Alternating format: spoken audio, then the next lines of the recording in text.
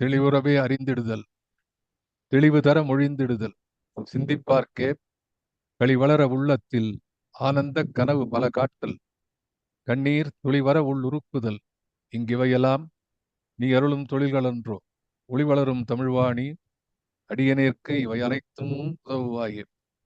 பேரன்புமிக்க பாரதி அன்பர்களே, குவிகம் இலக்கிய அமைப்பு நடத்தி வரும் மகாகவியின் மந்திர சொற்கள் என்ற தொடர் நிகழ்விலே 214வது நிகழ்வாக இந்த மாலையிலே ஜூம் அருகிலே உங்களை சந்திப்பதிலே மிக்க மகிழ்ச்சி அடைகின்றேன். இந்த நிகழ்வை இணையதளத்திலே பார்க்க இருக்கிறவர்கள், பின்னாலே பதிவிலே பார்க்க போகிறவர்கள் அத்துணை நண்பர்களுக்கும் என்னுடைய வணக்கங்களையும் நன்றிகளையும் மீண்டும் உரித்தாக்கி மகிழ்கின்றேன். போன முறை இந்த ஊழிக்கூத்து அது முடிந்த பிறகு ஒரு சம்மிங்க சுந்தரராஜன் சொல்லேன்னு ஒரு குறையா தான் இருந்தது. அது அவரே அந்த குறையை தெரிஞ்சு அவர் நிறைவு பண்ணிட்டது. நான் உண்மையில் நினைப்பதுண்டு, என்னுடைய நீண்ட கால ஆசிரியர் அனுபவத்திலே சில மாணவர்களை நான் இந்த மாதிரி பார்த்துருக்கிறேன். சில மாணவர்கள் நான் லெக்சர் முடிச்சுட்டு வெளியில வரும்பொழுது அதனுடைய கிட்டத்தட்ட சம்மிங் அப்ல எந்த இடத்துல ஒரு கேப் இருக்கு, ஒரு சின்ன இடைவெளி, நான் சொல்லாமல் விட்ட இடமோ இல்ல அதுக்கு மேல போகக்கூடிய ஒரு ஸ்டெப்போ அதை குறித்து கேட்பார்கள். நான் அசந்து போவதுண்டு. இந்த மாதிரி இந்த நேரங்கள் தான் என்னுடைய ஆசிரியர் பணியிலே என்னுடைய பணிக்கான பன்னீர் தெளிப்புகள், மாவிலை தோரணங்கள், மங்கள அட்சதைகள் என்று நான் நினைப்பதுண்டு. அதே போல சுந்தரராஜன் அவர்கள், அதாவது அவர் வரலன்னா சொல்லலைன்னா மிஸ் பண்றோங்கிற அளவுக்கு அவர் இந்த சம்மிங் அப் பண்றாரு. என்று சொல்றேன், நீங்க அத்தனை பேருமே நீங்க ஊழி கூத்து கேட்டவர்கள். பொதுவாக இதை கேட்டுட்டு நீங்க எங்கேயாவது ஊழி கூத்தை பேசினா எனக்கு ரொம்ப மகிழ்ச்சியா இருக்கும். ஏன் அப்படின்னா, ஊழி கூத்தை பற்றி பல பேர் பேசுறதே கிடையாது, நிறைய கிடையாது. தப்பா நான் சொல்லல, அதுக்கு முயற்சி எடுத்துக்கொள்ளாதவர்கள் இருக்கிறார்கள். இந்த 4 படிநிலைகளிலே இந்த 4வது தத்துவத்தையும் எல்லாரும் சொல்லுகிறார்கள். ஆனால் தத்துவத்தை குறியீடாக பாரதி ஏன் சொன்னான் என்பதை என்னுடைய பார்வையில நான் சொன்னதையும் அவர் சுந்தரராஜன் கடைசியில அதை அருமையாக அவர் விளக்கி கொண்டிருக்கிறார். ஆகவே அந்த முதல் மாணவருக்கு 100க்கு 100 மதிப்பெண் கொடுத்து அடுத்த போகலாம். இப்போ காளி பாடல்கள், சக்தி பாடல்கள்னு ஒரு சீரீஸ் பார்த்தோம். அதுக்கப்புறம் காளியினுடைய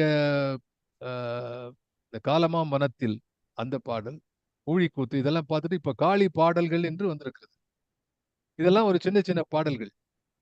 ஆனாலும் நமது எப்படி ஆயிரங்கால் மண்டபத்துல, அந்த மண்டபத்துக்கு 1000 கால் வேணுமா என்று கேட்டால் 4 கால்கள் போதும், இல்ல 10 கால்கள் போதும். ஆனா 1000 கால்கள் ஏன் வைக்கிறார்கள் என்று சொன்னால் 1000 கால்கள் இருக்க வேண்டும் என்பதற்காக வைக்கிறார்கள். அது ஒரு கால் எடுத்துட்டா என்ன கேட்க முடியாது. ஆகவே பாரதி பாடல்கள் இத்தனை பாடல்கள் ஏன் எழுதினான் என்றால் அதற்கான பர்பஸ் இருக்கிறது. அது நான் ஒரு ஒரு சிறிய முன்னுரையாக நான் இன்றைக்கு சொல்ல விழைகிறேன். அது ஏற்கனவே பல நேரங்களிலே பேசியிருக்கிறேன். இப்போ பாரதிக்கும் பாரதியை போன்ற அவனுக்கு முன்னாலே இருந்த கவிஞர்களுக்கும் பாரதி போற்றிய கவிஞர்கள், கம்பனை போல், வள்ளுவன் போல், இளங்கோவை போல் என்று பாரதி பாடிய அந்த 3 கவிஞர் வரிசைகளை பார்த்தாலும் கூட இந்த மாதிரி ஒரு பொருளடக்கத்தை வேறு எந்த கவிஞனும் கொடுத்தது கிடையாது. இப்ப ராமாயணம் பாடிய வால்மீகி ஆதிகவி ஆகட்டும், பின்னாலே அதை மிக அழகுறச் செய்த கவி சக்கரவர்த்தி ஆகட்டும், இவர்கள் எல்லாம் நேரிடையாக நீங்கள் இதை செய்ய வேண்டும், ராமனை போல் வாழ வேண்டும் என்று சொல்லல. டைரக்டா உங்களை யாரும் அட்வைஸ் பண்ணல. அந்த அற்புதமான அந்த தெய்வீக கதையை உங்களுக்கு எடுத்து சொன்னார்கள். அதை கேட்டுட்டு அந்த இன்டர்பிரிட்டேஷன் பேராசிரியர் ஆகிவா அவர்கள் பேசும்போது அதில் இருந்து நாம் பெறக்கூடிய செய்தியை அவர்கள் எடுத்து சொல்கிறார்கள் என்பது ஒன்று. ஆனா டைரக்டா தந்தை சொல்லி தட்டாதே, தாய் சொல்லி தட்டாதே, தந்தை சொல் மிக்க மந்திரம் இல்லை, இது போன்று சொல்லக்கூடிய விஷயங்கள் எல்லாம் நேரடியாக கம்பன் உள்ளே பாய்ந்து சொல்லல. அவன் வேறொரு உலகத்தில் இருக்கிறான். காளிதாசன் அவனுடைய சகுந்தல காவியத்திலும், மேக சந்தேசம் அல்ல எத்தனையோ அவனுடைய குமார சம்பவம் எதை எடுத்தனாலும் புராணங்களை சொல்லக்கூடிய அந்த கால பெருங்கவிஞர்கள் புராணத்தை பேசினார்களே ஒழிய அதிலிருந்து பெறக்கூடிய தத்துவம் என்ன என்பதை யாரும் சொல்லல. அதுக்கு என்ன காரணம் என்று கேட்டால் அதை எளிதாக புரிந்து கொள்ளக்கூடிய காலமாக அது இருந்தது. பலாப்பழத்தே வைத்தால் கூட கையிலே எண்ணெய் தடவி கொண்டு ராமகிருஷ்ண பரமஹம்சர் சொல்வது போல எண்ணெய் தடவி கொண்டு அந்த பலாச்சோலை எடுத்து உண்ணக்கூடியவர்களா அந்த காலத்தில் இருந்தார்கள். வள்ளுவனை எடுத்துக்கொண்டால் கற்பனைக்கே வள்ளுவன் இடம் கொடுக்கவில்லை. ஸ்ட்ரெயிட்டவே டைடாக்டிக் லிட்ரேச்சர், நீதி நூலை கொடுத்து கொண்டு சென்றார். சிலம்பிலே அவர் சுட்டி காட்டுகிறார், 3 அரசியல் பிழைத்தோர்க்கு அறம் கூற்றாவதும், ஊழ்வினை உறுத்து வந்து ஊட்டும் என்பதும், தகசால் பத்தினியை உயர்ந்தோர் ஏத்தல் எப்படி எல்லாம் ஏற்றுவார்கள். இப்படி 3 விஷயத்தை கொள்கையாக கொண்டு அவன் கதையை விளக்குகிறான். அவங்களுடைய லிஸ்ட்லாம் பார்த்தா கம்பன் என்ன எழுதினான், பொருளடக்கம் பார்த்தா இந்த விஷயங்கள் இருக்கு. கம்பன் எழுதின பார்த்தா அந்த 6 காண்டங்களை எழுதினான். சிலப்பதிகாரத்துல இந்த மாதிரி 3 பகுதிகளை பார்க்கிறோம். இது போல ஒன்னுத்தை பார்க்கும்பொழுது பின்னாலே வந்த கவிஞர்கள் பார்த்தால், பக்தி இலக்கியத்திலே பார்த்தால் எல்லாரும் ஒரு சில விஷயங்களைத்தான் எழுதியிருக்கிறார்கள். ஆனா பாரதி என்பவன் தனித்து நிற்பதற்கு காரணம் என்னன்னா, பாரதியுடைய பொருளடக்கத்தை இண்டெக்ஸ் எடுத்து பார்த்தா போறோம். நான் இதை எங்க சொன்னேன்னு எனக்கு ஞாபகம் இருக்கு. நான் வந்து புதிய ஆத்திசூடி ஆரம்பிக்கும் போது சொன்னேன், இந்த புதிய ஆத்திசூடி என்பதே பாரதியுடைய பொருளடக்கம் என்று சொன்னேன். இதுதான் பாரதியுடைய இண்டெக்ஸ் என்று நான் சொன்னேன். அது மாதிரி நீங்க பார்த்தா பக்தி பாடல் எழுதுறான், தேசபக்தி பாடல்கள் எழுதுறான், தத்துவ பாடல்கள் எழுதுறான், சமுதாய பாடல்கள், குழந்தைகளுக்கான பாட்டு, காவியங்கள், இது போல பல விஷயத்தை எழுதக்கூடிய பாரதி இதையெல்லாம் ஏன் எழுதுகிறான் என்று பார்க்கும்பொழுது பிறரிலிருந்து அவன் மாறுபட்டு நிற்கிறார். என்டையர் தேவாரம், திருமுறைகள் 11, 12 போயிட்டே இருக்கு. 12வது திருமுறை வள்ளலாறுல ஆரம்பிச்சு திருமுறை வளர்ந்து கொண்டே இருக்கிறது. அது ஒரு கூட்டமே போட்டுறாங்க, சொன்ன திருமுறை வளர்கிறதா இல்லையா என்று. இப்ப இருக்கக்கூடியதெல்லாம் சேர்த்து இன்னொரு திருமுறை ஆக்க வேண்டியதுதான். ஆகவே சைவத்திலே அது வளர்ந்து கொண்டிருக்கிறது என்று பார்க்கிறோம். ஆனா அது எல்லாத்துலயும் இருக்கக்கூடிய ஒரு மிகச் இம்பார்ட்டன்ட் விஷயம் என்னன்னா, நீதி நூலாக இருக்கிறது அல்லது அது தெய்வத்தை எப்படி நாம் தொழ வேண்டும் என்று சுட்டிக்காட்டியதாக இருக்கிறது. இறைவனுடைய பரிபூர்ண லீலைகளையும் இறைவனுடைய ஆற்றலையும் விளக்கக்கூடியதாக இருக்கிறது. ஆனா பாரதி அதிலிருந்து ஒரு படி மேலே சென்றார்.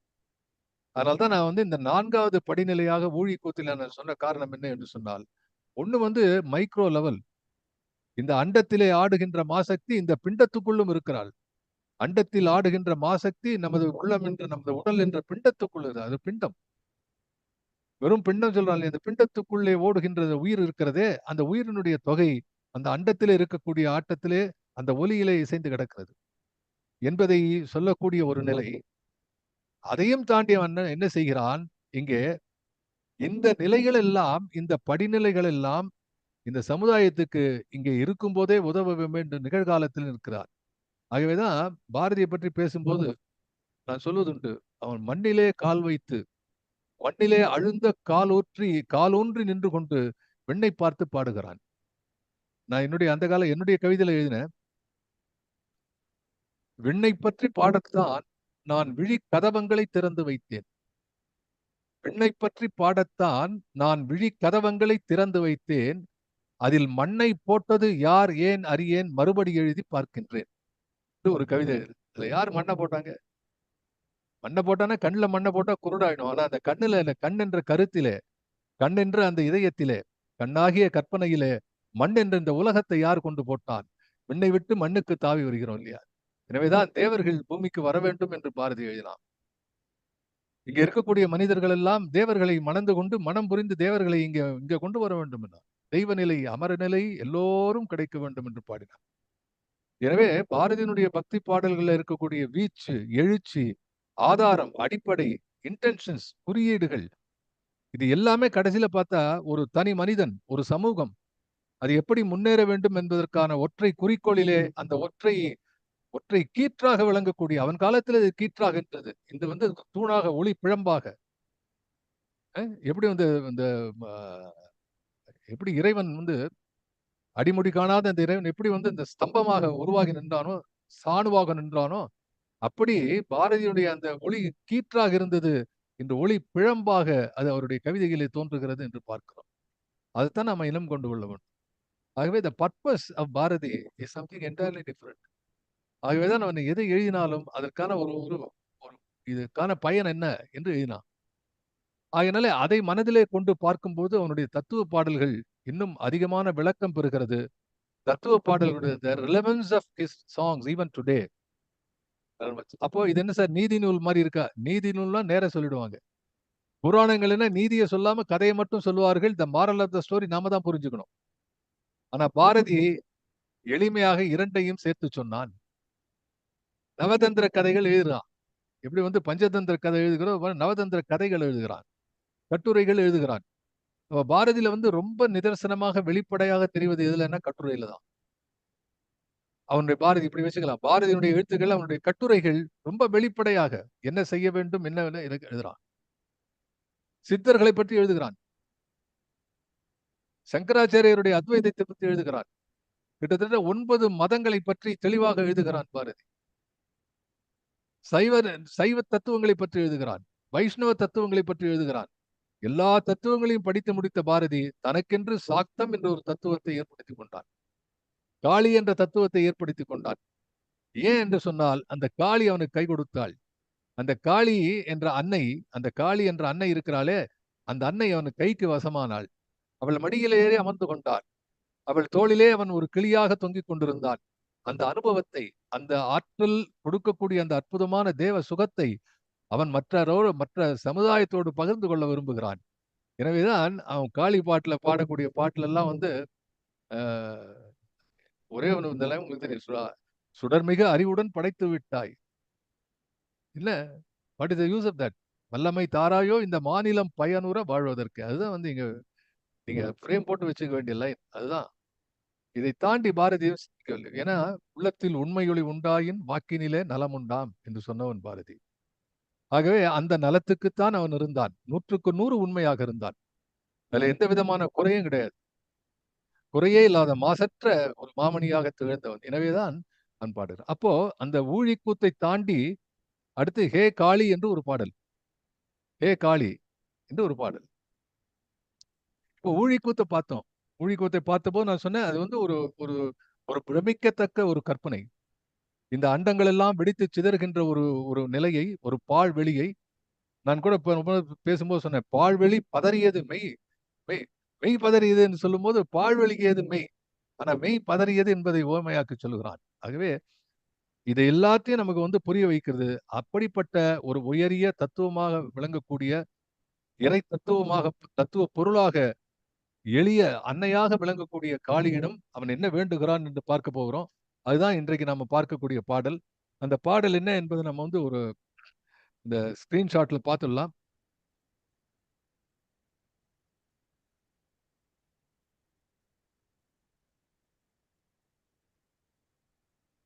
எண்ணிலாத பொருட்குவை தானும். இது வந்து ஹே காளின்னு தான் தலைப்பு. பொதுவாக எல்லா புத்தகத்திலையும் ஹே காளின்னு தான் போட்டிருக்கு. சில பேர் அது வந்து காளி தருவாள் என்று எழுதியிருக்கிறார்கள். நீங்க இதை ஒதுக்கி விடலாம். சில மிஸ்டேக்ஸ் இருக்கு. நான் கரெக்ட் பண்ணிட்டு வரேன். நான் பார்க்கும்போது இதுல கரெக்ட் பண்ண முடியல. அவருக்கு அனுப்பி வச்சிட்டேன். இப்போ படிக்கும்போது சொல்றேன் அது. எனவே தலைப்பு ஹே காளி என்பதோடு நாம் நிறுத்திக் கொள்ளலாம். அந்த காளி தருவாள் என்பது அது கடைசியில அவனுடைய வேட்கை, அவனுடைய ஆசை, அவனுடைய விருப்பம். எண்ணிலாத பொருட்குவைதானும் ஏற்றமும் புவி ஆட்சியும் ஆங்கே விண்ணில் ஆதவன் நேர்ந்திடும் ஒளியும் வெம்மையும் பெரும் திண்மையும் அறிவும் தன்னிலாவின் அமைதியும் அருளும் தருவள் இன்று எனதன்னை என் காளி. தருவள் இன்றெனதன்னை என் காளி மண்ணிலார்க்கு துயரின்றி. இந்த ரீ இருக்கிறது வல்லினம் இருக்கு தவறது. அது வந்து வல்லினத்தை இடையினம் மாத்தணும். மண்ணிலார்க்கு துயர் தெரியும் உங்களுக்கு. துயர் என்றால் அந்த சின்னரா சொல்லக்கூடிய இடையின ரகரம். துயரின்றி செய்வேன் வறுமை என்பதை மண்மிசை மாய்ப்பேன். மண்மிசைன்னு இருக்கு, அதை மா என்று மாத்திக்கொள்ள வேண்டும். வறுமை என்பதை மண்மிசை மாய்ப்பேன். இன்ஃபேக்ட் வா மா என்பது வந்து மோனையில வந்து ரெண்டும் ஒத்துக்கொள்ளப்பட்டது. இலக்கண அமைதிப்படி எப்படி சா தா சகரம் வர இடத்துல தகரம் வரலாம், மோனைக்கு அது ஒத்துக்கொள்ளும். அது மாதிரி வா மா என்பதெல்லாம் மோனைக்கு எடுபடக்கூடியதுதான். ஆனா இங்க எழுதும்போது யாரோ ஒரு தவறு செய்திருக்கிறார்கள் அந்த பிரிண்டிங்ல. வறுமை என்பதை மண்மிசை மாய்ப்பேன். இது முதல் பாடல். மறுபடியும் நான் அதை படிக்கிறேன், சீர்பிரித்து படிக்கிறேன். எண் இல்லாத பொருட்குவைதானும். இதை பிரிச்சு படிக்கும்போது எண்ணில்லாத, அதை எப்படி பிரிக்கிறது? எண் இல்லாத என்று பிரிக்கலாம். எண் இல்லாத பொருட்குவை தானும். அதை பிரிக்கும்போது பொருட்குவை தானும்னு பிரிக்க கூடாது. அது எப்படி பிரிக்கணும்னா பொருட்குவைதானும், பொருள் குவைதானும்னு பிரிக்கலாம். இல்லைன்னா பொருட்குவைதானும் என்றே வைத்துக் கொள்ளலாம். ஏற்றமும் புவியாட்சியும் ஆங்கே பெண்ணில் ஆதவன் நேர்ந்திடும் ஒளியும். நேர்ந்திடும் ஒளிங்கிறதுக்கு அர்த்தம் சொல்றேன் பின்னாடி. வெம்மையும் கமா பெருந்திண்மையும் கமா அறிவும் தன் நிலாவின். இப்படி வந்து நிலான்னு எழுதும்போது வந்து தன்னகர நீ வரும் அங்க. நிலா என்பது இங்க தன்னகரம் வந்திருக்கிறது காரணம் புணர்ச்சி விதி. இதை நீங்க பார்க்கலாம். இதெல்லாம் படிக்கும்போது உங்களுக்கு வந்து தமிழ் எழுதும்போது எளிமையா இருக்கும். தன் நிலான்னு எழுதக்கூடாது. தன் நிலான்னு வரும். இந்த இந்த நீ வந்திருக்கிறது 3 சுழி நீ என்கிறார்களே, தன்னகரம் என்று பெயர் அதற்கு. அந்த நீ என்பது தன் நிலாவின். ஆனா எழுதும்போது தன்மை பிளஸ் நிலா, தன்னகரம் தான் வரும். அந்த நீ, அந்த நிலாவின் அமைதியும் கமா அருளும் தருவள். யார் தருவள்? இன்று எனதன்னை என் காளி. இன்றெனதன்னை என் காளி. அதுக்கு ஒரு மிகச்சிறந்த பொருள் இருக்கிறது, பின்னாலே சொல்கிறேன். மண்ணிலார்க்கும், மண்ணில் ஆர்க்கும் என்று சொன்னால் மண்ணில் எல்லோருக்கும் பொருள். இது மண்ணில் ஆர்க்கும், மண்ணில் ஒரு டேஷ் ஆர்க்கும், ஆர்க்கும் என்று சொன்ன ஆருக்கும். ஆரிவன் அரியாரோடி என்று தமிழ் பாடல்லாம் உண்டு. ஆரிவன் என்று ஆரம்பிப்பார். யார் என்பதை ஆ என்று மாத்தி பாடுவார். ஒரு காலத்துல வந்து சங்க காலத்துல யா தான், அந்த யாயும் யாயும் என்று யா தான் வரும் அங்கே. யா என்பதை பயன்படுத்தக்கூடிய இடத்துல சில ஆ என்று வரும். ஆகவே மண்ணில் ஆர்க்கும் துயர் இன்றி செய்வேன். இந்த மண்ணிலே எல்லாருக்கும், ஆர்க்கும் என்றால் யாருக்கும், துயர் என்றால் இடர்கள், துன்பங்கள், துன்பங்கள் இல்லாமல் செய்வேன். வறுமை என்பதை மண்மிசை மாய்ப்பேன். டெசிமேட். அதை வந்து மாய்ப்பேன் என்று சொன்னால் அது இல்லாமல் செய்வேன். வறுமை இல்லை என்பதை இல்லாமல் செய்யக்கூடிய ஒரு நிலை என்பதை இந்த பாடலை பார்க்கிறோம். இப்ப ஒவ்வொரு வரியாக பார்க்கலாம், அதனால பொருளை பார்க்கலாம். இத முதல்ல பார்க்கும்போது எண்ணிலாத பொருட்குவை தானும். பாரதி சில இடங்கள்ல தான் இதை வந்து பயன்படுத்துகிறார். எனக்கு இந்த பாடலை படிச்ச போது தொடர்ந்து பாரதி பாடலை பார்த்து கொண்டே இருக்கின்ற காரணத்தினாலே எண்ணிலாத பொருட்குவை என்று சொன்னோன்னு எனக்கு பாஞ்சாலி சபதம் நினைவுக்கு வந்து விட்டது. உங்களுக்கு ஞாபகம் இருக்கா தெரியல இந்த பாடல். துரியோதனம் பொறாமைப்படுகிறான். அந்த பாட்டு வந்து எப்படி இதே மாதிரிதான் ஆரம்பிக்கும். அதுல சில நேரங்கள்ல வந்து வெறும் பாடலுடைய முதல் வரி மட்டும் பார்த்தோன்னா மிஸ்டேக் ஆயிடும். அதுல என்ன எழுதுறார் பாரதி பாஞ்சாலி சபதத்துல? எண்ணிலாத பொருளின் குவையும். இங்க என்ன? எண்ணிலாத பொருட்குவை தானும். அங்க என்ன சொல்றார்? எண்ணிலாத பொருளின் குவையும் யாங்கனும் செல்லும் சக்கரமான் மண்ணில் ஆர்க்கும் பெறல் அரிதாமோர் வார்கடல் பெரும் சேனையும் ஆங்கே விண்ணில் இந்திரன் துய்ப்பன போன்று வேண்டும் இன்பமும் பெற்றவனேனும். இத்தனை விஷயங்கள் இருக்கு அவங்ககிட்ட. நான் சொன்ன பாஞ்சாலி சபதம் ரெக்கார்ட் கேட்டு பாருங்க. இத்தனை விஷயங்கள் இருக்கும்போது கண்ணிலா திரிதிராற்றிரன் மைந்தன் காய்ந்த நெஞ்சுடன் எண்ணுவ கேளீர். அப்படின்னா என்ன? அப்பா திருதராஷ்டிரன் மட்டும் இல்ல, பையனுக்கும் கண்ணு இல்லாத இருக்கான்னு அர்த்தம். அவன் இத்தனை வசதிகள் இருந்த பிறகும் கூட அவன் பொறாமையிலே தகிக்கிறான் என்று எழுதக்கூடிய இடத்திலே பாரதி என்ன செய்கிறான்? எண்ணிலாத பொருளின் குவையும். அப்ப இதே இடத்தை இங்க பாக்குறான், எண்ணிலாத பொருட்குவை தானும். அதுக்கு என்ன பொருள் என்று சொன்னால், இந்த பொருள் வரும்போதே தங்கிட்ட எவ்வளவு பொருள் இருக்கிறது என்று அவன் கணக்கு பண்ணும்போது, இந்த கணக்கு பண்ற நேரம் வருது இல்லையா? இப்ப என்னிடம் அதிகமாக பொருள் இருக்கிறது என்று சொல்லும் போதே அவன் வந்து ஒரு ஒப்புமை நோக்குகிறான். அப்படி வரும்போதே மனதிலே பொறாமை விழ ஆரம்பிச்சிருது. அதனால அதே சொல்லை பயன்படுத்துகிறான் என்பதை நான் சுட்டிக்காட்ட விரும்புகிறேன். Very rare. பாரதியுடைய பாடல்கள்ல இதே மாதிரி ஒரே பொருள் சொல்லக்கூடிய வரிகளாக ஒரு முதல் பாடல் வரி அமைவது என்பது எண்ணில்லாத பொருட்குவை தான். அதுக்கு பொருள் அப்படிதான் வருது. ஏன்னா எண்ணில்லாத பொருட்குவை இருக்கும் பொழுது மனதிலே பொறாமை வருகிறது. எண்ணில்லாத பொருட்குவை தானும் என்று சொல்லும்போது அதே பாடல அந்த எண்ணில்லாத ஏன் பயன்படுத்துகிறார் என்று யோசித்து பார்த்தால், யாங்கனும் செல்லும் சக்கர மாண்பும். அதாவது எங்க போகக்கூடிய ஒரு சக்கர மாண்பு என்பது ஆட்சி பொறுப்பு. எல்லா இடத்துலயும் அவனுடைய ஆட்சி இருக்கிறது. திருதராஷ்டிரனுடைய ஆட்சி எல்லா இடத்துலயும் இருக்கிறது இல்லையா? அது போல. அப்ப இங்க என்ன எழுதுகிறான்? ஏற்றமும் புவி ஆட்சியும் ஆங்கே. அடுத்த லைன் அதே மாதிரி வருது. ஏற்றமும் புவி ஆட்சியும் ஆங்கே. எண்ணில்லாத பொருட்குவை இருக்கிறது. எண்ணில்லாத இந்த பொருள் குவை என்பது சொன்னால் பிளென்டி, குவிந்து கிடக்கக்கூடிய குவை. அப்ப பொருட்குவை, பொருள்கள் எல்லாம் எண்ணில்லாத பொருள்கள் குவிந்து கிடக்கின்றன. அதுக்கு என்ன பொருள்? ஒன்று, இதை எண்ண முடியாது. இன்னொன்று, இதை சொல்வதற்கு இன்னும் எண் கிடைக்கவில்லை. ஜஸ்ட் லைக் இப்போ வந்து people are now trying to find the next prime number. உங்களுக்கு தெரியும் what is a prime number என்று மேத்தமேட்டிக்ஸ் படிச்சிருந்தா தெரியும். That which is not divisible. Divide பண்ண முடியாது போயிட்டு இருக்கு. 3, 7 இது மாதிரி போறது. இதுல பிரைம் நம்பர்ல ஆரம்பிச்சு போயிட்டே இருந்தா இப்போ அதுக்கு வந்து இன்னும் எவ்வளவு டிஜிட் இருக்குன்னு தெரியாது, அப்படி போயிட்டு இருக்கு. கம்ப்யூட்டர் வச்சு கண்டுபிடிச்சிட்டு இருக்காங்க. அப்போ எண் இல்லாத என்று சொன்னால் எண்ணிக்கை எண்ண முடியாத என்று ஒன்று. இன்னொன்னு வந்து இதற்கான எண்ணே கிடையாது. You should have the numbers to count, but there is no number at all. அப்போ அந்த லெவல்ல இருக்கக்கூடிய எண்ணில்லாத பொருளின் குவையும் ஏற்றமும் புவி ஆட்சியும் ஆங்கே. அதுக்குரிய ஏற்றம் இருக்க வேண்டும், புவியிலே ஆட்சி இருக்க வேண்டும், அது மாதிரி அதிகாரம் இருக்க வேண்டும். அந்த ஆட்சி பொறுப்பு, அதை ஆளக்கூடிய அந்த தலைமை பொறுப்போடு இருக்க வேண்டும். ஆங்கே விண்ணில் ஆதவன் நேர்ந்திடும் ஒளியும். ஓ, விண்ணில் ஆதவன் நேர்ந்திடும் ஒளியும் அப்படின்னு சொன்னா, விண்ணுல வந்து விண்ணுக்கு ஒளி கொடுக்கணும்னு சொல்லிட்டு ஆதவன் நினைக்கலையாம். விண்ணில் ஆதவன் நேர்ந்திடும், இட் இஸ் ஹேப்பனிங். அங்க போன உடனே அந்த ஆதவனுக்கு ஒளி இயல்பாக வருகிறது. எனக்கு ஒரு ஒரு விளக்கு வேணும் அப்படின்னு சொல்லிட்டு ஒரு ஆர்டர் பண்ணி அமேசான்லயோ பிளிப்கார்ட்லயோ ஆர்டர் பண்ணி ஒரு விளக்கு வாங்குற மாதிரி இல்ல. இது விண்ணுல வந்து அந்த ஆதவன் இருக்கிறது, அங்கே ஒளி நேருகிறது. It is a happening. That happening is a divine distinction, divine decision என்று சொல்லலாம். நேர்ந்திடும் ஒளியும் ஆங்கே விண்ணில் ஆதவன் நேர்ந்திடும் ஒளியும் வெம்மையும் பெருந்திண்மையும் அறிவும். 3 விஷயம் சொல்றான். ஒளியும் சொன்னா ஒண்ணு ஒளி, இன்னொன்னு வந்து வெம்மையும். பொதுவாகவே நீங்க பாத்தீங்கன்னா எங்கெல்லாம் ஒளி இருக்கிறதோ அங்கே வெம்மையும் இருக்கும். ஒரு சின்ன அகல் விளக்கு, அந்த விளக்குல வந்து ஒரு தீபம் எரிந்து கொண்டிருக்கிறது, அது ஒளி கிடைக்கிறது. அது ஒரு மெழுகுவர்த்தி, அது போனா கைக்கு போனா சுடும். ஆகவே இது வந்து ஒரு இயற்கை நியதி. எங்கெல்லாம் ஒளி இருக்கிறதோ அங்கே வெம்மை இருக்கிறது.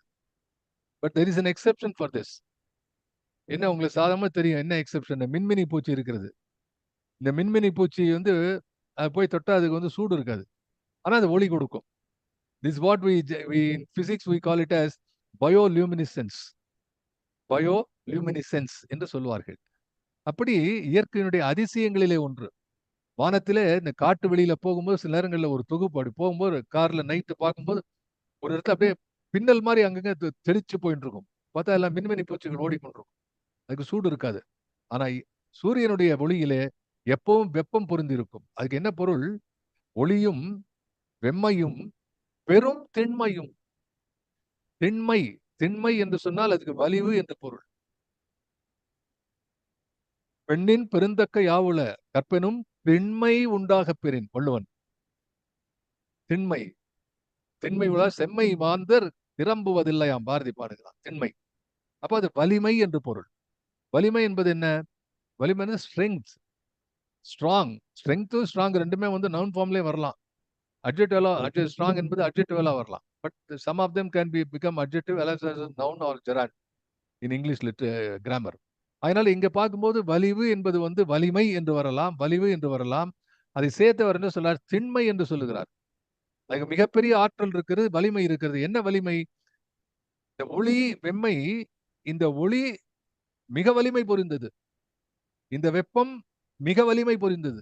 சூரியனை மாதிரி ஒரு பவர்ஃபுல் லைட் இருக்க முடியுமா? ஒளி கொடுக்க முடியுமா? நேர்ல பார்க்க முடியாது, கண்ணு கூசிடும். அந்த சூரியனுடைய வெப்பம் இருக்க முடியும், எவ்வளவோ தொலைவில் இருக்கிறது.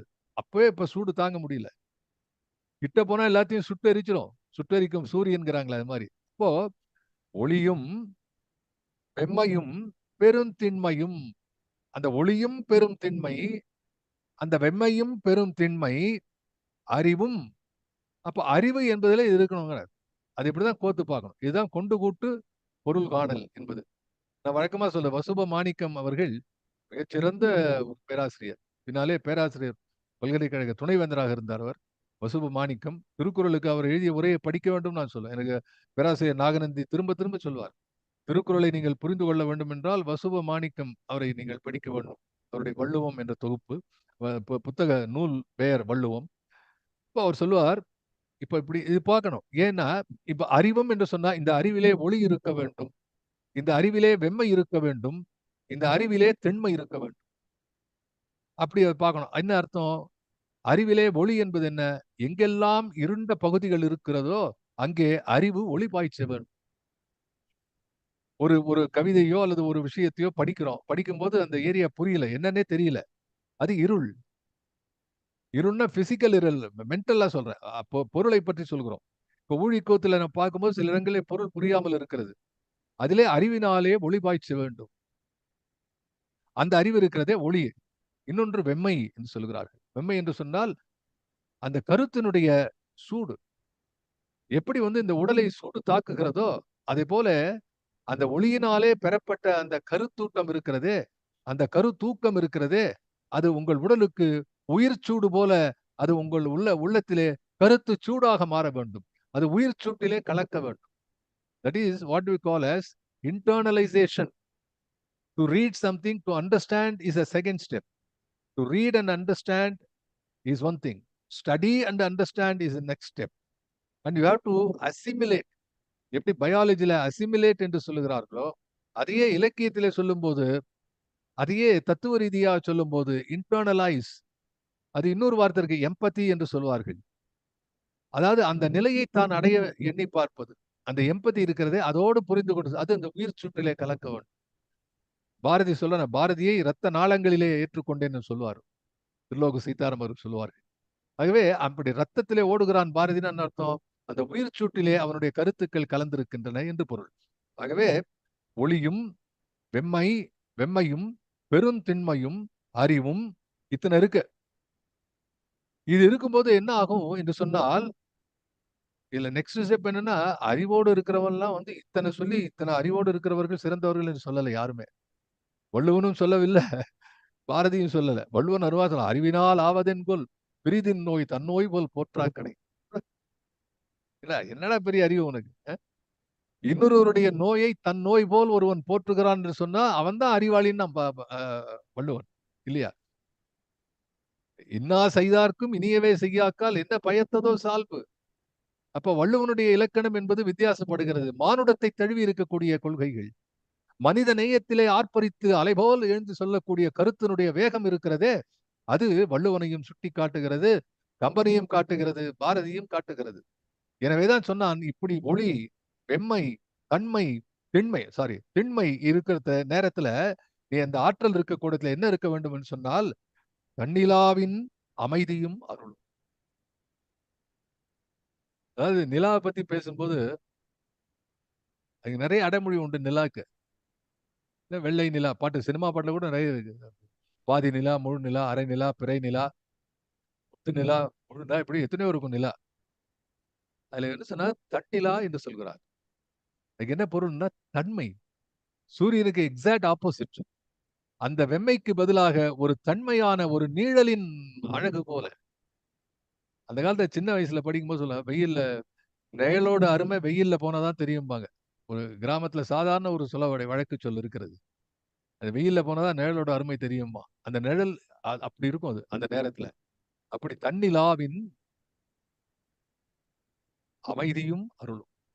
அப்ப மனத்திலே இத்தனை தூரம் இருக்கிறதே, வெம்மை சூடு பொருந்திய அந்த அறிவினுடைய விளக்கம் இருக்கிறதே, எல்லாவற்றையும் விளக்கி கொண்டா விட்டது. அறிவு வந்து விட்டது. ஆனா அந்த அறிவு இருக்கக்கூடிய நேரத்திலே அமைதியும் அருளும் இருக்க வேண்டும்.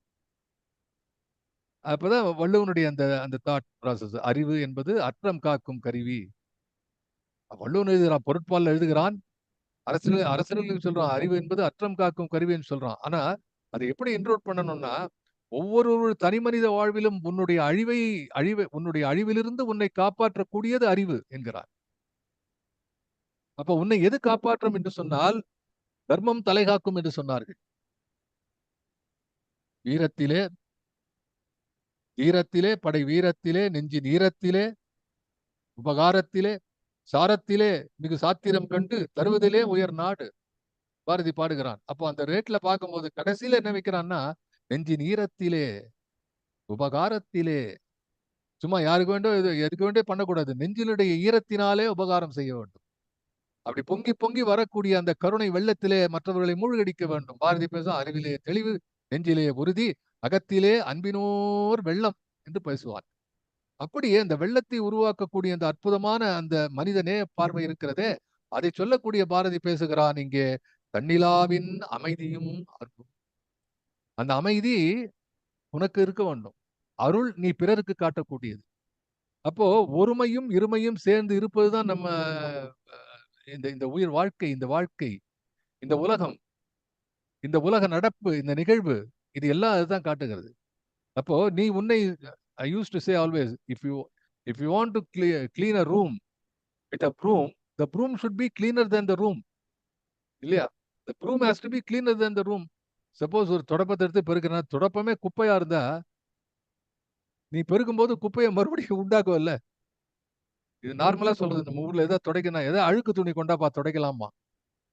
இது கான்ட்ரோவர்சியல் இது. என்ன ஐடியா பாருங்க. வீட்ல என்ன ஒருத்தர் சொன்னா, வீட்ல கிரகப்பிரவேசத்துக்கு போனா ஒரு ரூம், என்னுடைய அ வானதி பதிப்பத்த அந்த புக் பேரு கூட மறந்து போய், என்னுடைய புக் ஸ்டேட்ஸ்ல இருக்குன்னு சுந்தரராஜன் சொன்னார். அந்த புக் உனக்கென்று ஒரு சிகரம். எஸ். அந்த புக்ல கூட நான் எழுதியிருக்கேன் இத பத்தி. சில பேர் வீடு கட்டிருவான். வீடு கட்டி இது அந்த ரூம், இது இந்த ரூம் சார். இது வந்து பெட்ரூம், பூஜை ரூம், வரவங்கள வரவேற்பறை எல்லாம் போட்டு. இது என்ன சார்னா, வேண்டாதெல்லாம் போட்டு வைக்கிற ரூம் சார்னா. இல்ல நான் உனக்கு தான் வேண்டாதுன்னு தெரியுதுல்ல. அப்போ யாருக்கா குடுக்க வேண்டாமா? இது வேண்டாம் என்று தெரிந்தும் வைத்துக் கொள்ளக்கூடிய மனதை வைத்துக் கொண்டிருக்கிறாயே. அதற்காக ஒரு அறை கட்ட வேண்டுமா? இப்படி அறை கட்டுவனை பார்த்து நம்ம அறைய வேண்டாமா? அறைய வேண்டாம், பேச வேண்டாமான்னு அர்த்தம். அறை என்றால் தமிழ்ல வந்து உரத்து பேசுவது என்று பொருள் இருக்கிறது. அவனை கேட்டு அறைய வேண்டாமா என்று நான் கேட்பேன் அதுல. அதாவது வேண்டாம் என்று இருப்பதை கூட நம்ம பிறருக்கு கொடுக்க விரும்புறதில்ல. அந்த குப்பை ரூம்ல இருந்து எதையோ எடுத்துன்னு போனா, திருடின்னு போறான்மா. இன்னொருத்தருக்கு நமக்கு தேவையில்லாதை கொடுப்பது சாதாரணம். நமக்கு தேவையில்ல, நீ எடுத்துன்னு போ. எனக்கு 2 பேனா இருக்கு. இன்னொன்னு குடு. அது ஒரு நிலை. உன்கிட்டயே ஒரு பேனா தான் இருக்கு. அடுத்தவனுக்கு தேவையா இருக்கு. அவன் பரீட்சை எழுத போயிட்டு இருக்கான். அவன் கையில இல்ல. இத எடுத்து குடுக்குறான் பாருங்க. அவன் ஒரு ஸ்டெப் மேல. என்னிடம் இருப்பதை உனக்கு குடுக்கிறேன். ஒரு ஸ்டெப் மேல. இதுக்கு அடுத்த ஸ்டெப் என்ன அப்டின்னா, வெளியில போய் வேற காசு ஏதோ பணம் செலவழிச்சு இங்க ஏதாவது பேனா எடுத்து கொண்டு வந்து அவனுக்கு குடுக்குறான். உழைத்து பிறருக்கு உதவ வேண்டும் என்று நினைக்கிறான். உடல் உதவியும், பண உதவி 2த்தையும் சேர்த்து செய்வான் சில பேர். பணத்தையும் குடுப்பான். அந்த பணத்தை கொண்டு போய் ஹாஸ்பிட்டல்ல போய் பார்ப்பான். அங்க இருக்கிறது கூட அ வ ம குருதிக் கொடை என்று சொல்கிறார்கள். பிளட் டொனேட் பண்ணுவான். இப்படி சில பேர் இருக்கிறார்கள். ஆகவே இப்படி மனிதர்களுக்குள்ளே இருக்கக்கூடிய இந்த நேய உணர்வு இருக்கிறதே, நேய உணர்வு இந்த இந்த மாயப் பொருளை, மனிதர்களை மனிதர்களாக ஆக்கக்கூடிய இந்த அற்புதமான கருணை உணர்வு இருக்கிறதே, அதை தொட்டு காட்டக்கூடிய பாரதி சொல்கிறான், "தன்னிலாவின் அமைதியும் அருளும்." அப்ப அமைதி என்பது தனிப்பட்ட ஒருவருக்கு இந்த மனதில இருக்கக்கூடிய அமைதி. அருளும் என்பது இவன் பிறருக்கு அருளோடு பார்க்கிறான். அதான் சொல்லுவது ஒருத்தர் கேட்டார். சுவாமிஜி வே விவேகானந்தர் சொன்னார், "if you are a saint", ஒரு சாமியார்னா முதல் குணம் என்ன அப்படின்னு சொன்னா, கோவம் வரக்கூடாது. அருளோடு பிறரை பார்க்க வேண்டும். இப்ப அதாவது இந்த இது இது வந்து ஒரு அடிப்படையான விஷயமாக ஆக்கிக் கொண்டார்கள். அருள் என்பது. அந்த அன்புக்கும், அருளுக்கும் பலமுறை நான் சொல்லியிருக்கிறேன். திருக்குறள் வகுப்புல கூட நான் சொல்லியிருக்கேன் இத. அன்பு என்பது தொடர்புடையோர் மாட்டு வருவது அன்பு. தொடர்பிலார் மாட்டும் நேருவது அருள் என்று சொன்னார்கள். இன்னார் இவர் என்று தெரியாமல் எல்லாருக்கும் பெய்யுமாம் மழை என்று சொல்வது போல, மனதை அந்த ஆகாயம் போல விரிய வைத்து, யாருக்கு வேண்டுமானாலும் இனம், மொழி, மதம், நாடு என்ற எல்லைகளை எல்லாம் கடந்து பிறருக்காக போய் சாடுகின்ற மனது இருக்கிறதே, ஏங்குகின்ற மனது இருக்கிறதே, உதவி செய்ய வேண்டும் என்று துடிக்கின்ற மனது இருக்கிறதே, அப்படிப்பட்ட மனதுதான் அருள் என்று பெயர். அதை பாரதி பேசுகிறான், அமைதியும் அருளும். இப்ப எங்கிருந்து எங்க வரான் பாருங்க. இங்கேருந்து வானத்திலிருந்து ஆரம்பிக்கிறான். ஆனால் விண்ணிலிருந்து ஆரம்பித்தவன் மண்ணை தொடுகிறான். அது ஊழி கூத்தாக இருந்தாலும் சரி, சக்தி கூத்தாக இருந்தாலும் சரி, காளி பாடலாக இருந்தாலும் சரி, அது தேச பாடலாக இருந்தாலும் சரி, எல்லாவற்றிலும் மண்ணை தொடுகின்ற மா கவிஞன் அல்லவோ பாரதி. அவன் அங்கிருந்து நினைக்கிறான், எடுத்து பார்க்கிறான். அங்க நேர்ந்திடும் ஒளியும், வானத்திலே நேர்ந்திடும் ஒளியும், அந்த சூரியன் நேர்ந்திடும் ஒளி, வெம்மை, அதனுடைய திண்மை, இது எல்லாத்தையும் சேர்த்து எங்க கொண்டு வரான்னா, கடைசியில இங்க எங்க முடிக்கிறான்னா, தன்னிலாவின் அமைதியும் அருளும் தருவள் இன்றனது அன்னை என் காளி. இதுல 2 விஷயம். இன்று என் தருவள், நிச்சயம் தருவாள். அதனால்தான் ஒரு தலைப்புல வந்து அந்த துணை தலைப்பாக காளி தருவாள் என்று போட்டிருக்கிறார் சொன்னேனே, அந்த அந்த பதிப்புல. இன்றெனது அன்னை என் காளி. எப்படி எழுதுறான் பாருங்க. தருவள் இன்றெனது அன்னை. என்னுடைய அன்னை புரிகிறாள், அவள் என்னுடைய காளி என்கிறாள். அந்த 2வது எண்ணுக்கு எனது அன்னை என்று சொன்ன பிறகு 2வது என் காளி என்று ஏன் சொல்கிறான் என்றால், என் காளி என்றால் அத்தனை உரிமை எனக்கு இருக்கிறது.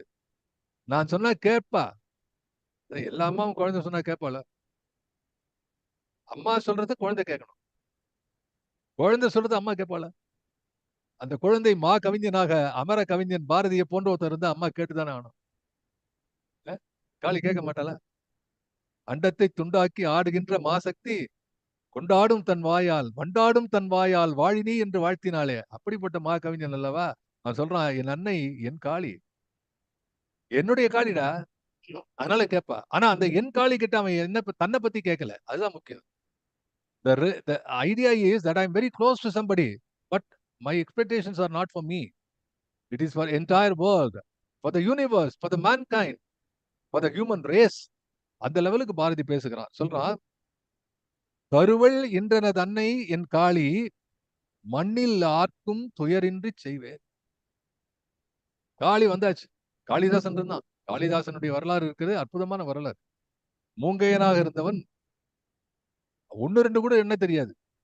அவன் காட்டுல காளிதாசன் வந்து இலை எத்தனை இலை இருக்கு, ஆட்டுக்கு இலையில பறிச்சு போடுறது, எத்தனை ஆடு ஆடு மேய்க்கிற இடத்துல என்ன எத்தனை ஆடு இருக்குன்னு தெரியும். அப்படிப்பட்ட ஒரு ஒரு அறிவே இல்லாத ஒருவனை கவிஞனாக மாற்றுகிறாள் அன்னை பராசக்தி.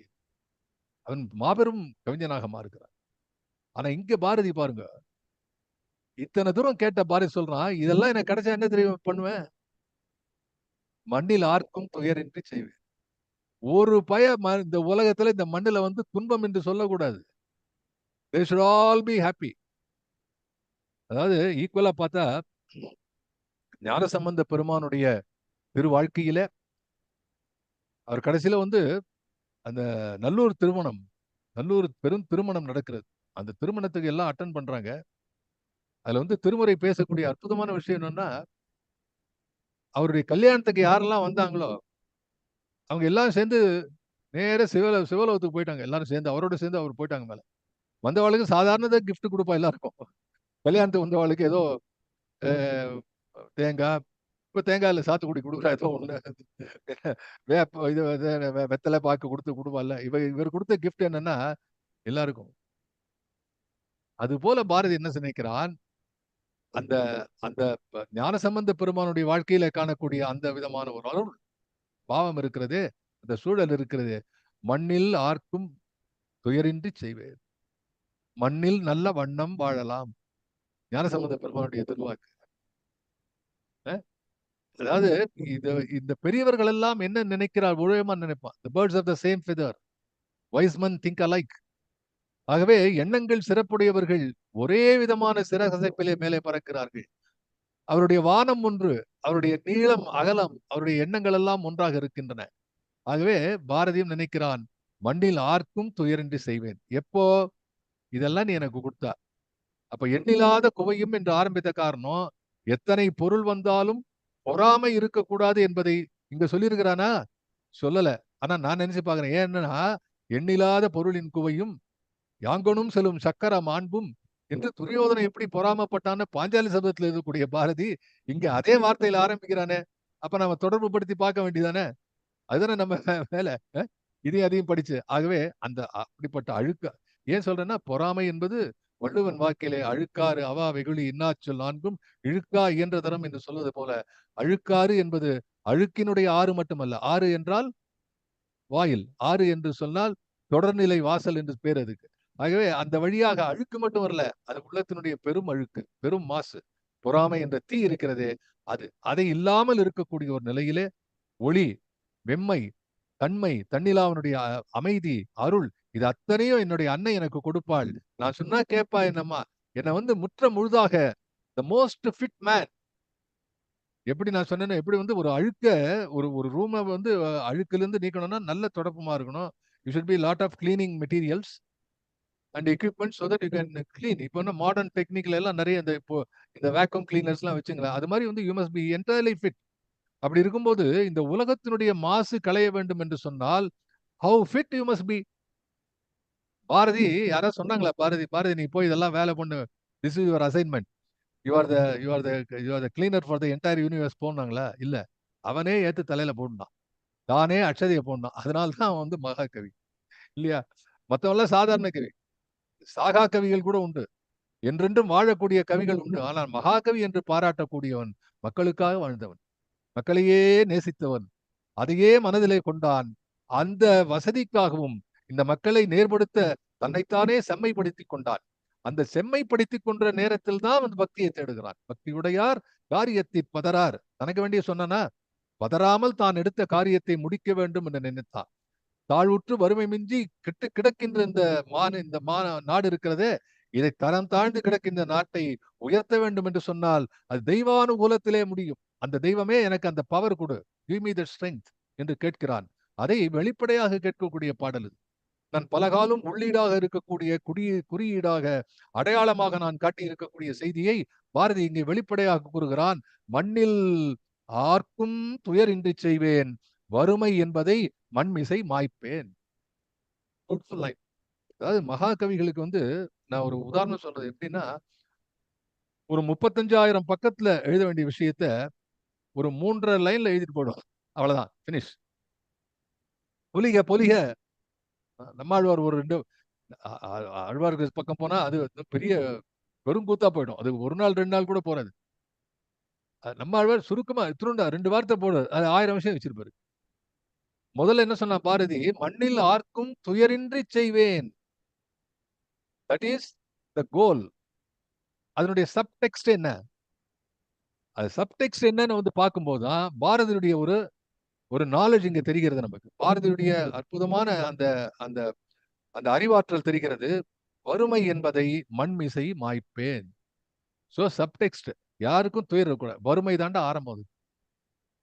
வறுமைதான் எல்லாத்துக்கும் காரணம். அத்தனை துயருக்கும் வறுமைதான் காரணம்.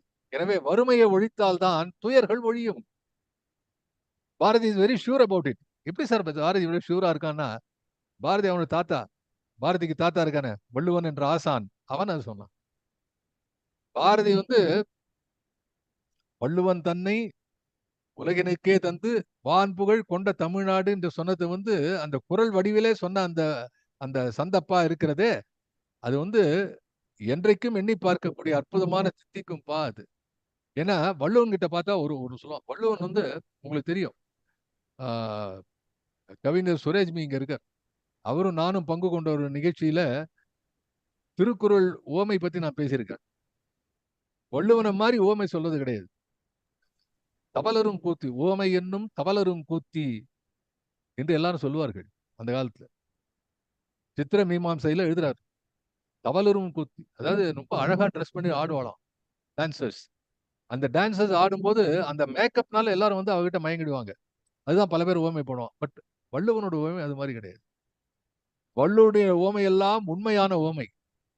அப்படி ஓமையிலே எழுதக்கூடிய அற்புதமான ஆற்றல் படைத்த வள்ளுவன் ஒரு இடத்துல ஓமையே சொல்ல முடியலங்கிறான். என்னால ஓமையே சொல்ல முடியாதுன்னு நான் தோத்து போயிட்டேன்னு ஒத்துக்கிறான் வள்ளுவன். என்ன இடம் அது என்று பார்த்தால் அவன் சொல்றான், நல்குறவு என்ற அதிகாரம் வறுமையை பத்தி எழுதுறான். அதுல எழுதுறான், இன்மையின் இன்னாதது யாதெனின் இன்மையின் இன்மையே இன்னாதது. என்ன சார் ஒரே மாதிரியே வருது சார் எல்லாரும். டெய்லி எழுந்த உடனே இப்ப நாங்க வந்து நம்ம இதுல திருக்குறள் படிக்க ஆரம்பிச்சிருக்கோம் குவியத்துல. மிக அற்புதமான விஷயம் அது. சுந்தரராஜனுக்கும் கிருபானந்தர் சாருக்கும் பெரிய பாராட்டு கொடுக்கணும். அர்த்தம் தெரியறதோ இல்லையோ அப்படியே வாயில உருட்டு கொண்டே வர வேண்டும். கிட்டத்தட்ட ஒரு பேசும்போது இயல்பாக குரலை சொல்லக்கூடிய ஒரு ஒரு ஒரு ஆற்றலை ஏற்படுத்தி கொண்டால் அதுக்கப்புறம் உள்ளுக்குள்ள போய் நீங்க பொருள் பார்க்கலாம். என்ன சொல்றாங்க, இன்மையின் இன்னாதது யாதனின்.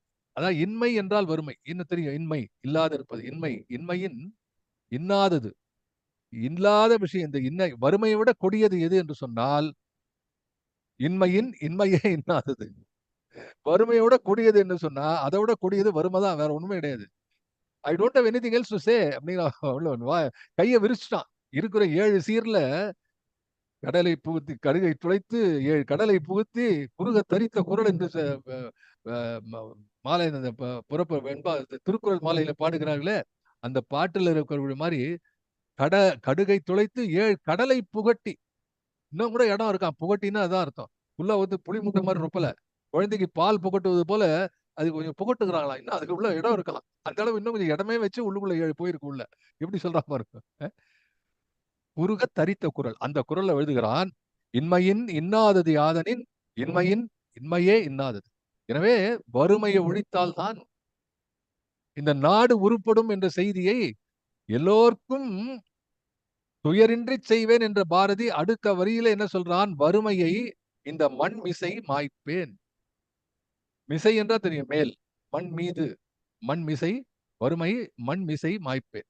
வறுமை என்ற சொல்லே இங்க இருக்கக்கூடாது. அதுக்கு வறுமைக்கு சொல்றான், அதுக்கு வந்து அந்த அதிகாரத்தை படிக்கணும். அதுல வந்து இது மாதிரி வேற எந்த அதிகாரத்தை குரலாசன் எழுதல. என்ன சார் அன்னைக்கு வேற ஒரு அதிகாரத்தை பத்தி இப்படித்தானே சொன்னீங்க அப்படின்னா, நான் என்ன பண்றது? குரல் அப்படி எழுதி வச்சிருக்கேன். எதை படிச்சாலும் அது வந்து அதுதான் பெஸ்ட் மாதிரி தெரியுது. It is not my fault. அதுதான். அதாவது எந்த எந்த விஷயத்தையும் உள்ளுக்குள்ள போய் பார்க்கும்போது அந்த அந்த இடத்த பார்க்கும்போது இதுதான் உயர்ந்து தெரிகிறது. அதுக்கு மேல அது ஏன்னா நீங்க கம்பேர் பண்றதுக்கு மத்தது கண்ணுக்கே தெரியல. அப்படி எழுதுறான் இன்மை என ஒரு பாவி வள்ளுவன் எழுதுறான். அவன் பாவின்னு சில பேரை திட்டுவான். அதாவது மாதானுபங்கி என்ற பெயர் கொண்ட கருணை உள்ளம் கொண்ட திருவள்ளுவன் சில நேரங்களிலே கோபம் கொண்டு சாடுவான். கண்டபடி ஆடுற கள்ளு குடிச்சு ஆடுறவனை கூட திட்ட மாட்டான். ரொம்ப கிண்டலா பேசிட்டு போயிடுவான். தேவர் அனையர் கயவர், கயவரும் தேவரும் உன்னோட அப்படின்னு 2 பேரையும் ஒரேடியா சாச்சிட்டு போயிட்டான். தேவருக்கும் ஒரு ஆப்பு வச்சுட்டான் அந்த இடத்துல. அப்படிதான் சொல்லணும். ஆனா இங்க என்ன சொல்லலாம்? இம்மை இது என்னப்பா? இன்மை எனும் ஒரு பாவி, அடப்பாவி, மறுமையும் இம்மையும் இன்றி வரும். அதாவது இந்த இந்த காலம், நிகழ்காலம், எதிர்காலம், இந்த இம்மை, மறுமை, இந்த வாழ்வு, இனி வரக்கூடிய வாழ்வு எல்லாத்தையும் கெடுத்துடும்டா இது வறுமை என்பது. நல்குரவு என்னும் இடும்பையுள் பல்குறை துன்பங்கள் சென்று படும். நல்குரவுன்னு ஒரு பெரிய பாக்கெட், ஒரு பிஜின் ஹோல், அதுக்குள்ள எல்லாத்தையும் அது கொண்டு போடு. அதுதான் பாரதி எழுதுறான். துயரின்றி மாய்ப்பேன் என்று சொன்னா, துயரின்றி செய்வேன் எப்படி? வறுமையை மாய்ப்பேன் என்று அந்த பாடலே அவன் சொல்கிறான். பார்க்கும் பொழுது இந்த பாடலை மறுபடியும் நான் படித்து காட்டுறேன். இந்த முதல் விருத்தம் அதுதான். எண்ணிலாத பொருட்குவைதானும், எண்ணிலாத பொருட்குவை, பொருளின் குவிப்பு, குவை என்பது நான் சொன்ன பொருள் குவிப்பு, எண்ணிலாத பொருள் குவிப்பு தானும், ஏற்றமும் புவி ஆட்சியும் ஆங்கே விண்ணில் ஆதவன் நேர்ந்திடும் ஒளியும் வெம்மையும் பெருந்திண்மையும் அறிவும் தன்னிலாவின் அமைதியும் அருளும் கருவள் இன்றனது அன்னை என் காளி. நான் என்ன செய்வேன்? மண்ணில் ஆர்க்கும் துயரின்றி செய்வேன், வறுமை என்பதை மண்மிசை மாய்ப்பேன் என்று ஒரு விருத்தத்துல பாரதி பேசுறான். நீ இவளையும் பார்த்து இப்படி பார்த்தாதான் பாரதியை பார்க்க முடியும். பாரதியை வந்து வேகமா படித்து கொண்டு போக முடியாது. ரொம்ப வேகமா ஓடினா வந்து தடிக்கி விழுந்துரும். மெல்ல படித்து கொண்டு போ. அந்த ஒவ்வொரு சொல்லுக்கும் அத்தனை பொருள் இருக்கிறது, அத்தனை அழகு இருக்கிறது, பாரதியுடைய உள்ளம் இருக்கிறது. நான் வேற ஒண்ணும் இல்ல. அதை பொருள் புரிஞ்சுக்கணுங்கிறது ஒரு என்ன சார் பொருள் புரிந்து என்ன எக்ஸாம் எழுத போறோம் இல்ல. பொருள் புரிய பாரதியினுடைய உள்ளம் புரிகிறது. ஒரு கவிஞனுடைய உள்ளத்தை புரிந்து கொண்டால் நீங்கள் மட்டும் மகிழவில்லை, அந்த கவிஞன் மகிழ்கிறான். ஏன்னா பாரதி ஒரு இடத்துல பேசுறான், அணிகுள் காவியம் 1000 கற்கினும் ஆழ்ந்திருக்கும் கவி உள்ளம் அறிகிறார். அப்ப அவனுடைய பெருங்கவலை என்ன கவலையாக இருந்தது? The completion of the communication process. படைப்பாளிகள் அத்தனை பேரும் இருக்கக்கூடிய நேற்றிலிருந்து இன்றைக்கு இருக்கக்கூடிய என்னுடைய கவிதை நண்பர்கள், எழுதக்கூடிய கவிஞர் நண்பர்கள் எல்லாம் நம்ம எழுதக்கூடிய என்ன நினைக்கிறோம்? நம்ம சொல்றது அடுத்தவங்கிட்ட போய் சரியா சேரணும் அப்படின்னு. ஆனா பாரதி ஒரு தலை மேல போறான். ஏன்னா அவன் வச்சுட்டு இருக்கிறது வைரம், தங்கம். சாதாரண பைய வெத்தலை சீவல் பைய எடுத்துன்னு போனா இப்ப பஸ்ல விட்டா கூட போயிடலாம். அடுத்த இடத்துல வேற வாங்கிக்கலாம். இல்ல அடுத்த பஸ்ல அடுத்தவனுடைய வெத்தலை சீவல் பைய எடுத்துட்டு வந்துருவான். இதை விட்டு அதை எடுத்துருவான். கையில வந்து கனகமணி ரத்தினங்கள் கையில இருக்கு அவங்ககிட்ட. இந்த அற்புதமான ரத்தினங்கள் எல்லாம் நான் உங்களுக்கு கொடுக்குறேன். இது காலங்காலமாக தலைமுறையை தாண்டி, நாடுகளை தாண்டி, எண்ணங்களை தாண்டி, மக்களை தீண்டி, மொழியையும் தாண்டி இது அமைய வேண்டும் என்று சொன்னால் அவன் எவ்வளவு ஜாகிரதையா இருப்பான், எவ்வளவு கவனமா இருப்பான். இது வந்து வேஸ்ட் ஆகக்கூடாதுன்னு. அந்த குழாயிலே பாய்வது வந்து சாதாரண நீர்னா பரவாயில்ல. அது அமுதம் பாய்கிறதுன்னு சொன்னா கீழே லீக்கேஜ் விடுவானா? எங்கேயாவது போனா பரவாயில்ல 2 சொட்டு போகும் சொல்ல முடியுமா? அப்படி பாரதியினுடைய அந்த அமுத ஊற்றாக விளங்கக்கூடிய சொற்கள் இருக்கின்றனவே, அதை நம்ம மிஸ் பண்ணக்கூடாது. ஆகவேதான் அந்த கவிதையை அறிவதற்கு அந்த கவிஞனுடைய உள்ளத்துக்கு செல்ல வேண்டும். இனி அடுத்த பாடலை பார்க்கலாம். பாடலை மட்டும் பார்ப்பதற்கு நேரம் இருக்கிறது நினைக்கிறேன். அதே பாடலாம். அது இருக்கிற அந்த 1 மணி நேரம் பாரதியை தாண்டி நம்ம வேற எதையும் சிந்திக்க கூடாது. அது வரைக்கும் கடைசியில வேற எதுவும் சிந்தக்கூடாது, சிந்திக்கவும் கூடாது. ஆகவே பாருங்க அடுத்த பாடல் பாருங்க இதுல.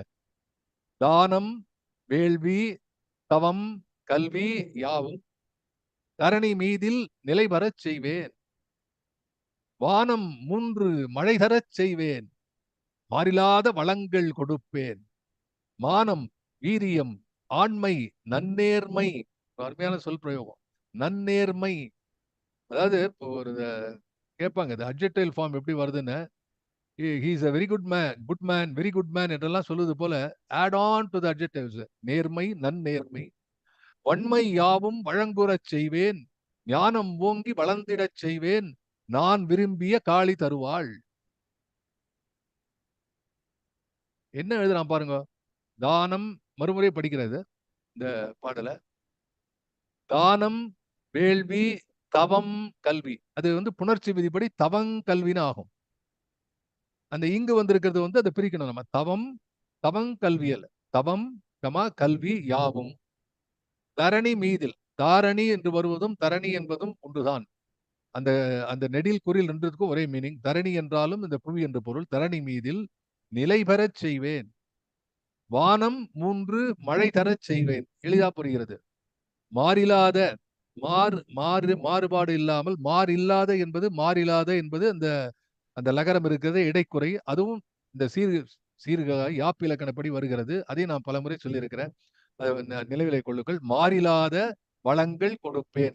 மானம், வீரியம், ஆண்மை, நேர்மை. நன்னேர்மை பிரிக்க கூடாது. நன்னேர்மை ஒரே சொல். வன்மை, தன்னகரம் ஞாபகம் வச்சுக்கணும். வன்மை என்று ஒரு சொல் இருக்கிறது, வன்மை என்று இருக்கிறது. சில பேரால இது ரெண்டும் சொல்லவே முடியாது. ரெண்டுத்தையும் ஒரே மாதிரி சொல்வார்கள். தமிழ்ல இதெல்லாம் பழக்கப்படுத்திக் கொள்ளணும். வன்மை, வன்மை. வன்மை என்பது வலிமை, வன்மை என்பது வள்ளன்மை. யாவும் வழங்குறச் செய்வேன். ஞானம் ஓங்கி, ஞானம் ஓங்கி என்று வருது. ஞானம் ஓங்கி வளர்ந்திடச் செய்வேன். நான் விரும்பிய காளி தருவாள்.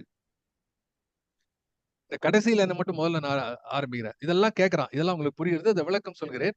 என்றாலும் ஓரளவு புரிகிறது. இதெல்லாம் கேட்கிறான். நான் விரும்பிய காளி தருவாள் என்று சொன்னால் நீங்க எப்படி தப்பா பொருள் சொல்ல. நான் விரும்பிய, நான் விரும்புகின்ற என்னுடைய காளி தருவாள் என்று பொருள் சொல்லக்கூடாது. நான் விரும்பிய காளி தருவாள் என்று சொன்னால், நான் விரும்பக்கூடிய என் காளி இதையெல்லாம் தருவாள் என்று பொருள் சொல்லக்கூடாது. ஏன் அப்படின்னா, இங்க நான் விரும்பிய என்பதை நான் விரும்பியன என்று அந்த நான் சேர்த்து கொண்டு ஃபுல் ஸ்டாப் போட்டுக்கணும். இதெல்லாம் நான் விரும்பியன, நான் விரும்பிய. அது உண்டு. இந்த மாதிரி பழக்கத்துல உண்டு. பல பாடல்கள் இப்படி வரும். இது என்ன சொன்னா கடைக்குறை என்று சொல்வார்கள். கடைசியிலே இருக்கக்கூடிய ஒரு எழுத்து யாப்பிலக்கணத்துக்காக குறைந்தப்படுகிறது. இல்லை என்பது இல என்று கூட சொல்லலாம். அதுபோல இங்க நான் விரும்பியன, நான் விரும்பிய என்பது ப்ளூரல். It's a plural. அதனால்தான் நான் என்பது குறைந்திருக்கிறது. நாம் எண்ணி பார்க்க வேண்டும். நான் விரும்பியன ஃபுல் ஸ்டாப் காளி தருவாள். மேலே சொல்லக்கூடிய இந்த பட்டியல் இருக்கிறதே, இந்த பட்டியல் எல்லாம் நான் விரும்பிய பட்டியல், என்னுடைய விருப்பத்துக்கான பட்டியல். ஆனா இந்த இந்த பட்டியலை பார்க்கும்போது இதுதான் என் விருப்பம் என்று ஒருவன் சொன்னால் அவன் எந்த அளவு இந்த மனித குலத்தை விரும்புகிறான் என்று பொருள் இல்லையா? இதுதான் எனக்கு ஒரு விரும்பிய பட்டியல். நான் விரும்பிய விஷயம் என்ன? நம்ம ஒரு நண்பரோட போயிருக்கோம். ஒரு 4 பேர் சேர்ந்து போயிருக்கோம். நான் விரும்பிய பட்டியல் மெனு கொடுக்குறேன் ஹோட்டல்ல. ஒரு தோசை, ஒரு பிளேட் இட்லி, ஒரு காஃபின்னு ஒருத்தன் சொன்னான் நான் விரும்பியனா. அவன் தனக்கு மட்டும் சாப்பிடுறதுனா 4 பேருக்கு பேச வேண்டாமா? கூட போன எல்லாருக்கும் சேர்த்து பேச வேண்டாமா? You should order for all the people. So you don't think for yourself, your own self. Think for the entire world, the humanity. அதுக்கு சொல்ல வரேன். ஆகவே அவன் நினைக்கிறான், நான் விரும்பியன, நான் விரும்பிய, அதாவது என்னுடைய விருப்பத்திற்கு ஏற்பட்ட இந்த பட்டியல் இருக்கிறதே, இதையெல்லாம் காளி தருவாள். முதல்ல எனது அன்னை தருவாள்ங்கிறான். இன்னொரு பாட்டுல நின்னை சில வரங்கள் கேட்பேன், அதை நேரே இன்று எனக்கு தருவாய். வெவ்வேறு விதமா காளியோடு சக்தியோடு பாரதி பேசுகிறான் பார்க்கிறோம். காளி இதையெல்லாம் நீங்க அருளாய், காளி சாமுண்டி எல்லாம் குரல் எல்லாம் கேட்கிறான். இந்த இடத்துல என்ன சொல்றான்? காளி தருவாள் என்று நிச்சயமாக பேசுகிறான். அப்போ இந்த ஊழி கூத்திலே அவன் பார்த்து ஆனந்தித்த காளி, தன்னை மறந்த லயத்திலே, ஒரு மிகப்பெரிய பரவச நிலையிலே, அண்டங்களெல்லாம் வெடித்து சிதறக்கூடிய ஒரு ஒரு ஒரு மிகையான ஒரு மிக மிக மிகையான ஒரு அற்புதமான காட்சியை யாரும் கற்பனையிலே மட்டும்தான் என்னை பார்த்து நேரிலே பார்க்க முடியாத காட்சியை அந்த அரூபமான அந்த தெய்வத்துக்கு காளி வடிவத்திலே அது ஊழி கூத்தாக பார்த்து பாடினானே, அந்த பாரதி அந்த காளியிடம் என்ன வேண்டுகிறான் என்று சொன்னால், இதே ரூபான பைசா நாளைக்கு சாப்பிடுற விஷயம் இங்க இருக்கிற விஷயம், இதை கேட்கிறான் என்று சொன்னால் அது என்ன டிஃபரன்ஸ், எந்த எண்ட் இந்த ஸ்பெக்ட்ரத்துல either end you talk about the ultraviolet and this side infrared, the entire gamut of the band with of the colours. அது மாதிரி இங்க வந்து ஒரு பக்கம் ஆன்மீகத்தினுடைய உச்சி, இன்னொரு பக்கம் பார்த்தால் அவன் வறுமையை தொலைக்க வேண்டும் என்று ஒரு சாதாரண ஏழை தனி ஒருவனுக்கு உணவில்லை என்றால் ஜகத்தினை அழித்திடுவோம் என்று சொன்ன பாரதியினுடைய இன்னொரு முகத்தை பார்க்கிறோம். ஆகவே பாரதியினுடைய முகம் என்பது பரந்துபத்த முகம், இந்த வானத்தை போன்ற ஒரு முகம். அதற்கு இந்த துருவம் அந்த துருவம் என்று கிடையாது. அந்த அத்தனை துருவமும் எதற்குள் அடக்கம் என்று சொன்னால், இங்கே ஒற்றை மனிதனாக இருக்கக்கூடிய உருவம் இருக்கிறதே, அதற்கு வாழ்வளிக்க வேண்டும் என்ற எண்ணம் தான் பாரதிக்கு என்பதுதான் நாம் பார்க்கக்கூடிய இந்த பாடலுடைய பொருளாக விளங்குகின்றது. தானம், வேள்வி, தவம், கல்வி யாவும் தரணி மீதில் நிலை பெறச் செய்வேன், வானம் 3 மழை தரச் செய்வேன், மாறிலாத வளங்கள் கொடுப்பேன், வானம் வீரியம் ஆண்மை நன்னேர்மை வன்மை யாவும் வழங்குறச் செய்வேன், ஞானம் ஓங்கி வளர்ந்திடச் செய்வேன். எவ்வளவு லிஸ்ட் கொடுக்குறான் பாருங்க.